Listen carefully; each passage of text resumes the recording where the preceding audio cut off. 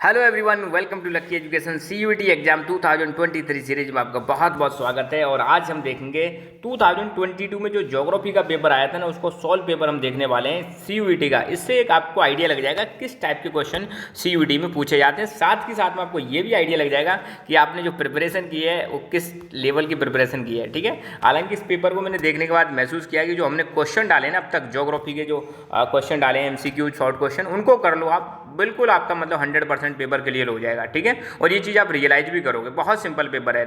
तो शुरुआत करते हैं।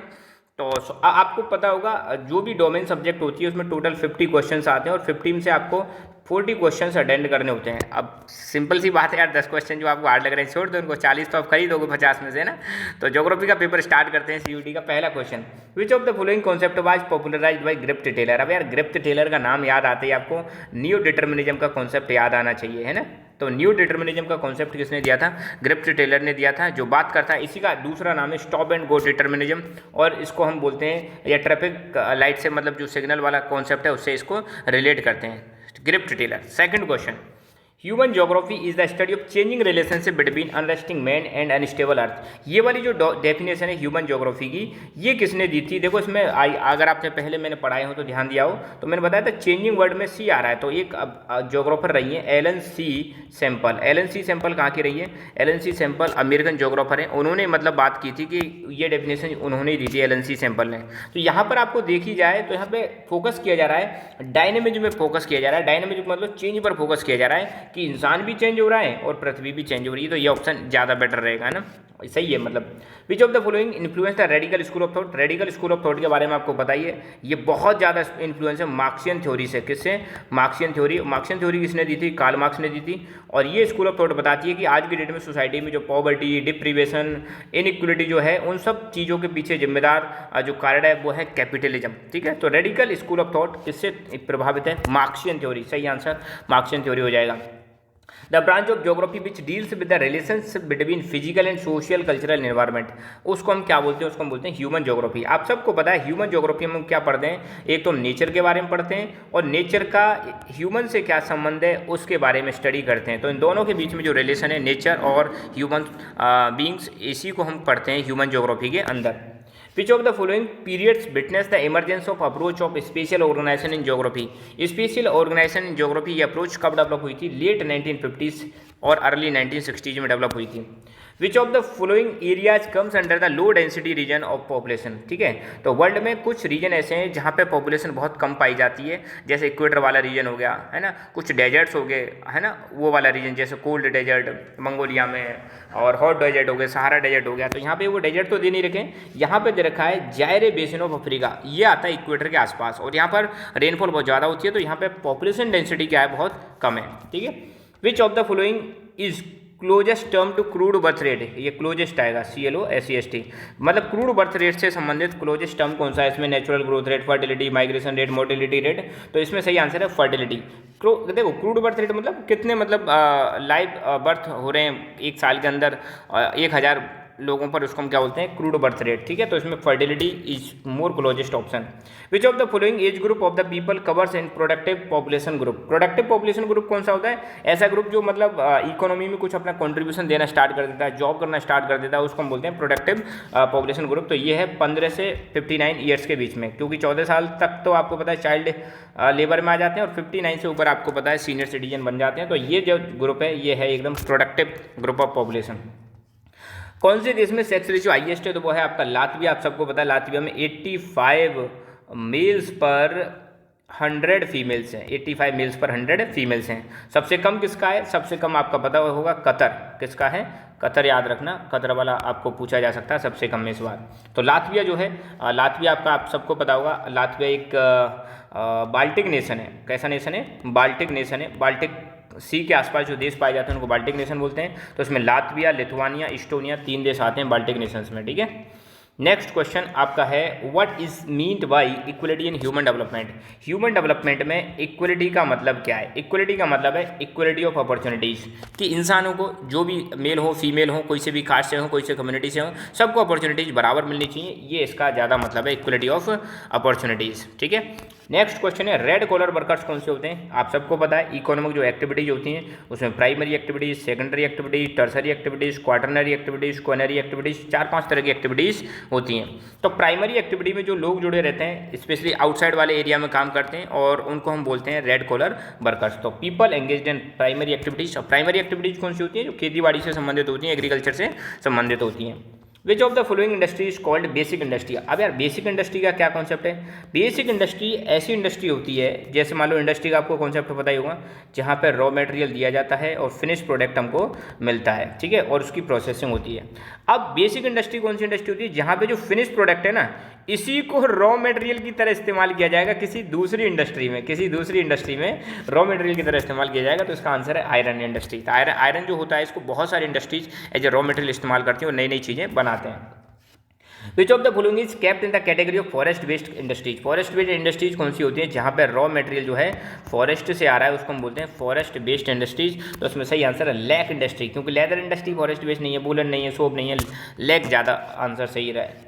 People employed in quaternary activities. Quaternary activities कौन सी होती हैं? बहुत ही ज़्यादा, जहाँ पे टैलेंटेड लोग होते हैं, जो डिसीजन मेकर्स जो लोग होते हैं ना, कंपनी के जो सीईओ होते हैं या मतलब कोई हेड होते हैं कंपनी के, बहुत ज़्यादा स्पेशलिस्ट जो लोग होते हैं, वो सब किस में आते हैं? क्वेनरी एक्टिविटीज़ में आते हैं। इसमें जो लोग एंगेज होते हैं उनको हम बोलते हैं गोल्ड कॉलर वर्कर। ध्यान देना, सबसे लास्ट में यही बताई थी क्वेनरी एक्टिविटीज़ है ना।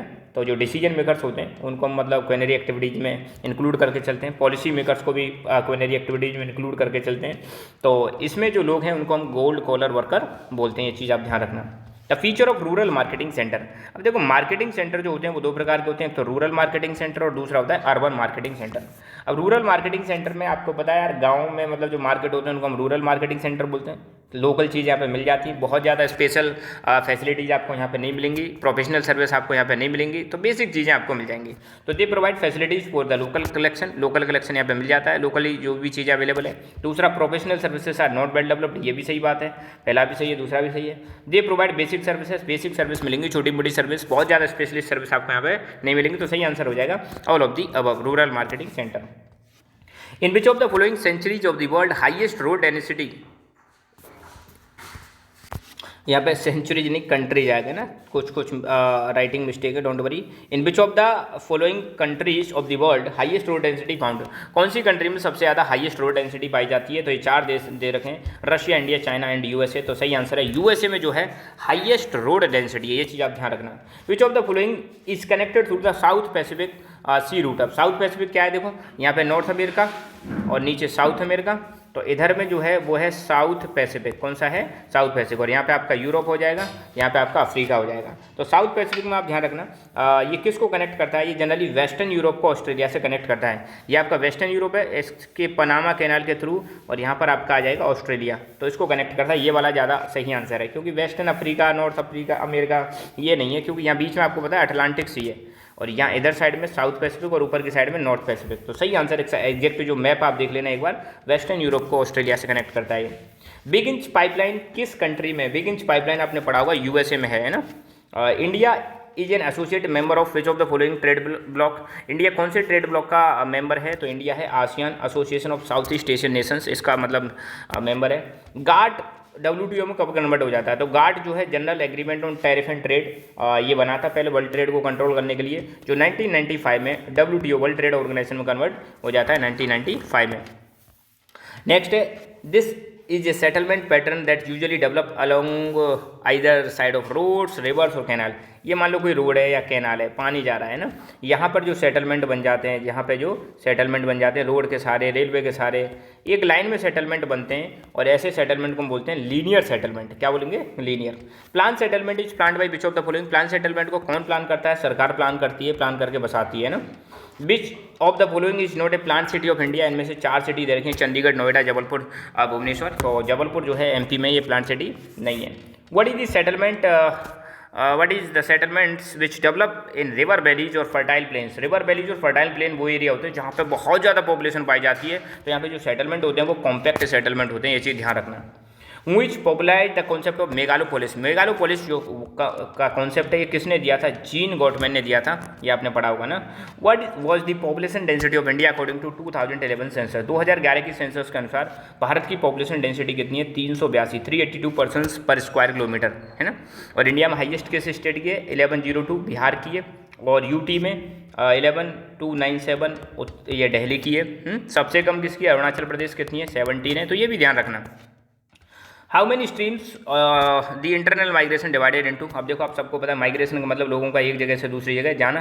दो प्रकार का माइग्रेशन होता है, एक तो होता है इंटरनेशनल और दूसरा होता है इंटरनल। देश के अंदर माइग्रेशन हो रहा है तो उसको हम इंटरनल बोलते हैं, और दो देशों के बीच में माइग्रेशन हो रहा है तो उसको हम इंटरनेशनल बोलते हैं। तो इंटरनल माइग्रेशन की 4 स्ट्रीम्स हैं। 4 स्ट्रीम कौन सी हैं? Rural to rural, rural to urban, urban to urban, urban to rural, 4 ये स्ट्रीम्स हैं। Which of the following is ये lifetime migrant. Lifetime migrant कौन सा है इनमें से? Option the person who leaves the country permanently in lifetime migrant, ये नहीं है इसका। If the place of birth and place of enumeration, देखो प्लेस ऑफ बर्थ यहाँ पैदा हुआ है, प्लेस ऑफ इन्यूमरेशन मतलब जहाँ पे जनसंख्या की काउंटिंग की जा रही है। अगर प्लेस ऑफ बर्थ और प्लेस ऑफ इन्यूमरेशन सेम है तो लाइफ टाइम माइग्रेंट कहेंगे? बिल्कुल नहीं कहेंगे। If the place of birth is different from the place of enumeration person is called life time migrant. बिल्कुल सही बात है। मतलब जहाँ पे आप पैदा हुए हैं वो जगह अलग है, और जहाँ पे जनगणना की जा रही है, काउंटिंग की जा रही है, वो अलग है, तो इसको हम बोलते हैं लाइफ टाइम माइग्रेंट। ठीक है, तो ये आंसर ज़्यादा बेटर सही रहेगा, सी वाला, है ना। What is India's rank in Human Development Index 2021-22? इसमें रैंक आती है 132 है। ह्यूमन डेवलपमेंट इंडेक्स के बारे में आपको पता होगा, और डॉक्टर महबूब लक इन्होंने इसको इंट्रोड्यूस किया था। 1990 से इसको पब्लिश किया जा रहा है, और UNDP इसको प्रिपेयर करता है, या हम इसको ह्यूमन डेवलपमेंट रिपोर्ट भी कह सकते हैं। लगातार पब्लिश करता रहता है United Nations Development Programme. Which of the following state in India ranks with the most immigrant. Bharat का ऐसा कौन सा स्टेट है जहाँ पे सबसे ज़्यादा इमिग्रेंट आते हैं? इमिग्रेंट मतलब बाहर से लोग यहाँ पे आ जाते हैं माइग्रेट होकर, तो वो स्टेट आपका महाराष्ट्र। महाराष्ट्र में सबसे ज़्यादा लोग आते हैं। As per 2011 census what percentage of population in India lives in urban areas out of total population. अब भारत में मान लो 100% पॉपुलेशन है, तो 100% पॉपुलेशन में तो रूरल एरिया और एक अर्बन एरिया। अर्बन एरिया में पॉपुलेशन रहती है 31.16, और रूरल एरिया में आपकी परसेंटेज रहती है, आपकी हो जाएगी 78.8684 कुछ से इतनी आई, हाँ इतनी परसेंटेज पॉपुलेशन आपकी रूरल में और इतनी परसेंटेज आपकी अर्बन एरिया में रहती है परसेंटेज पॉपुलेशन। तो स्टिल आप आज भी देखो लोग जो है 68 आएगी यार, सॉरी 68 आएगी यहाँ पे, 68.84% रूरल एरिया में और 31.16% पॉपुलेशन अर्बन एरिया में रहती है। ठीक है, तो गांव में कितनी परसेंट हो जाएगी? गांव में हो जाएगी 68.84% रूरल एरिया में और 31.16% आपकी अर्बन एरिया में पॉपुलेशन रहती है। तो अब इस बार जैसे मान लो पूछा है अर्बन का, तो हो सकता है नेक्स्ट टाइम ये पूछ लें, अर्बन वाला रूरल वाला पूछ लें, तो दोनों आपको डेटा याद रखने हैं। 2011 की सेंसस के अनुसार इंडियन टाउन्स को कितने कैटेगरीज में क्लासीफाई किया गया? 6 कैटेगरीज में क्लासीफाई किया गया। Which of the following can be classified as a large settlement. Large settlement हम किसको कहते हैं? जो मेट्रोपॉलिटन एरियाज होते हैं उनको हम लार्ज सेटलमेंट बोलते हैं। In which of the following Indian state scarcity of water has necessitated compact settlement for maximum utilization of available water? Bharat का ऐसा कौन सा राज्य है जहाँ पे पानी की कमी की वजह से किसी पर्टिकुलर एरिया में बहुत ज़्यादा सेटलमेंट पाए जाते हैं? तो वो है Rajasthan. On what basis do we classify the Indian towns into industrial towns, transport towns, commercial cities? किस आधार पर हम टाउन्स को इंडस्ट्रियल, ट्रांसपोर्ट और कमर्शियल बताते हैं? तो वो है स्पेशलाइज्ड फंक्शंस। अगर कोई टाउन में इंडस्ट्री ज़्यादा है तो इंडस्ट्रियल टाउन, अगर किसी टाउन में ट्रेड बहुत ज़्यादा हो रहा है, व्यापार बहुत ज़्यादा हो रहा है, कमर्शियल टाउन, ट्रांसपोर्ट के लिए फेमस है तो ट्रांसपोर्ट टाउन। तो फंक्शन के आधार पर, स्पेशलाइज्ड फंक्शन के आधार पर।